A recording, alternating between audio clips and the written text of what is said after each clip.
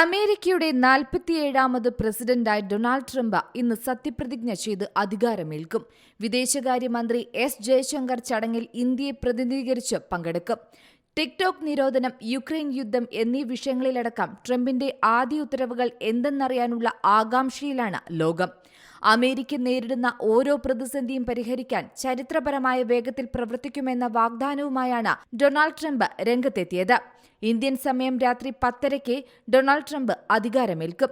സത്യപ്രതിജ്ഞയ്ക്കായുള്ള സജ്ജീകരണങ്ങൾ അന്തിമഘട്ടത്തിലാണ്. Washington ഡിസിയിൽ -7 degree Celsius താപനിലയാണ്.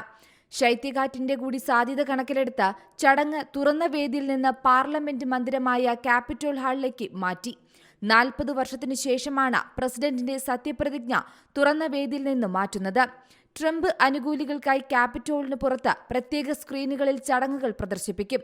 അധികാരമേൽക്കാൻ 24 മണിക്കൂറിനകം യുക്രൈൻ യുദ്ധം അവസാനിപ്പിക്കുമെന്ന പ്രഖ്യാപനത്തിലും ട്രംപിന്റെ നീക്കം ഏവരും ഉറ്റുനോക്കുന്നുണ്ട്. ടിക്ടോക്ക് നിരോധനം മറ്റൊരു പ്രധാന വിഷയമാണ്.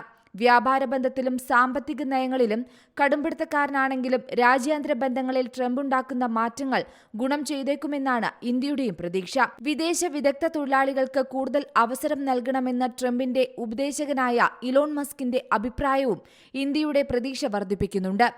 സത്യപ്രതിജ്ഞയ്ക്ക് ട്രംപ് ലിങ്കൻ ബൈബിളും അമ്മ സമ്മാനിച്ച ബൈബിളും ഉപയോഗിക്കും. അധികാരമേറ്റാൽ 100ഓളം എക്സിക്യൂട്ടീവ് ഉത്തരവുകളിൽ ട്രംപ് ഒപ്പിടുമെന്നാണ് റിപ്പോർട്ടുകൾ.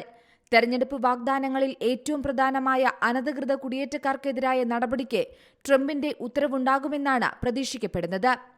International desk, Zee Malayalam news.